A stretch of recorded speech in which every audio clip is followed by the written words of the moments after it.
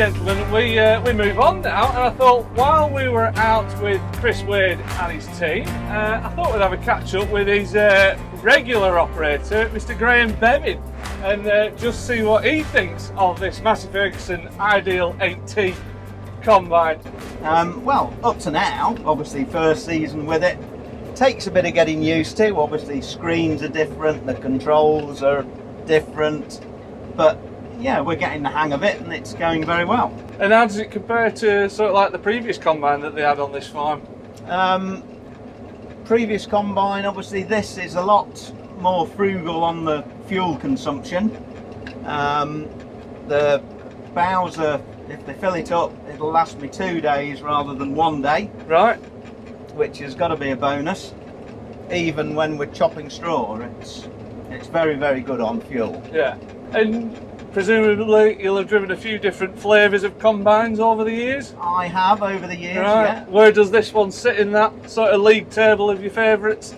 Well, it's got to be up there, hasn't it? Yeah. Because it's the latest sort of thing. I started on a Massey 500 with an 8-foot cup many years ago. Yeah.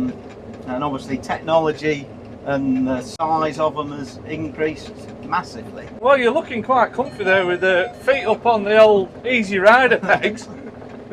Yeah, I mean, they're not everybody's cup of tea, but I quite like them. You got the leather seat to go with it as well. And sort of going back to, you know, just having to get used to things. I mean, what was it like? You know, the controls and things like that. Once you're used to them, the controls are good, but it is just getting used to where things are. Yeah. But we're getting the hang of it. Yeah. We've done a couple of thousand acres now, and I like to think I'm pressing the right button at the right time, but we don't always get it right. Yeah. 9 times out of 10. Oh, well, it's a good percentage, that, really, isn't it?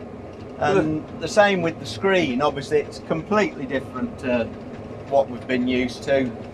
It's as good, but everything's in a slightly different place. Yeah. Which takes a bit of getting used to. But we're getting there. Obviously, before when we were talking to Chris, we were in a crop of wheat. Yep. Now we're with you, and we're in a crop of oats. Mm-hmm. Did you have to make many adjustments going from the one to the other? No, basically there's preset factory settings, and we are actually running with those exactly at the moment. It might change if it gets a bit damper, or if we get in the laid bit we might have to alter things, but at the moment it's running exactly on the factory settings. Very easy to set up.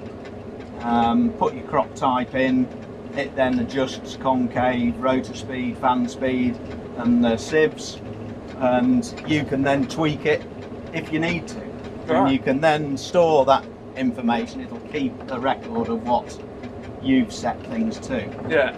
And having driven it this year, you know, sort of 2/3 of the way through the season now, I mean, going from crop to crop, I mean, what are sort of your losses like and things like that? Losses have been low. They're very good. Yeah. We're not chucking a lot over the back. We're getting most of it in the grain tank, and it's a good clean sample. Yeah. That's it. And does that alter much with gradients and things like that, or? It does alter a bit. We have got some rather steep, challenging banks, and certainly fan speed. Obviously, if you're going uphill, we have to reduce it a bit. Coming downhill, we can increase it a bit, just to keep the losses in check, sort of thing. Right. And having been the person in the hot seat this year, you'll have seen, you know, all the differences in the crops going from one to the other. How's this? Is it power flow header they call this? How has that coped with all the different crops? It's coped very well, and it's a lovely feed from the knife up to the auger. We've obviously done some spring barley, and you can normally tell in spring barley if it's starting to get damp at night, it starts wrapping around the auger, and we actually went into our spring barley at about 6:30, and I was dreading it as to what it was going to be like in a couple of hours time, but it fed beautifully all night. Yeah. No wrapping at all, which was you know, marvellous.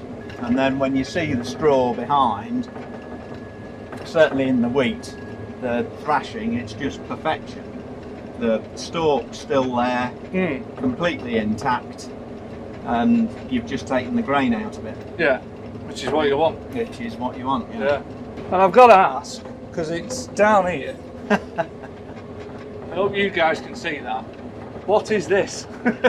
That is an ingenious device. It Right. saves a lot of heartache. Basically, if you're in a wet crop, on the ends of the belts, Yeah. you can get a bit of build-up underneath the belts.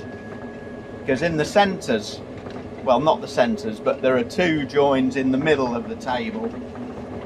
There are holes beneath the table for stuff to drop out, whereas at the ends there isn't. So you can get, in damp conditions, a bit of a build-up under the belt. Right. That gadget Yeah. cleans it out. Right.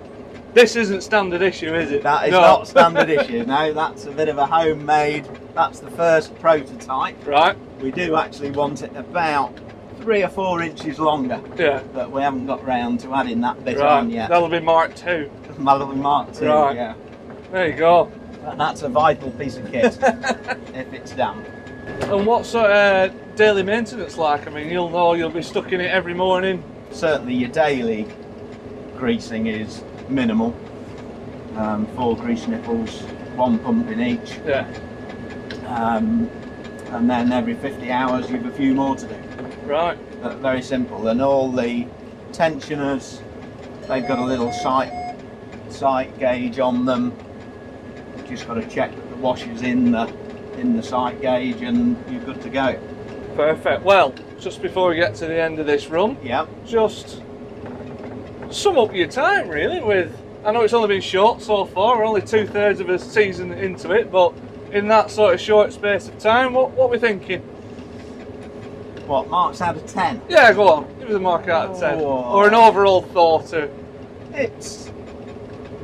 It's been a joy to drive, let's Yeah. say that, up to now. Admittedly, it's been a good season, nice standing crops. Could change, Yeah. could get a lot of laid stuff, but up to now, it's been brilliant.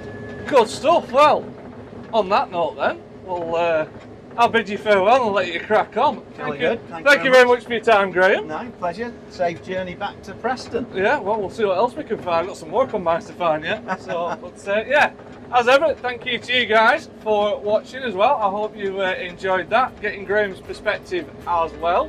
As ever, go check out that there, landpowertv.com, for loads more custom reviews like this and our very own reviews as well.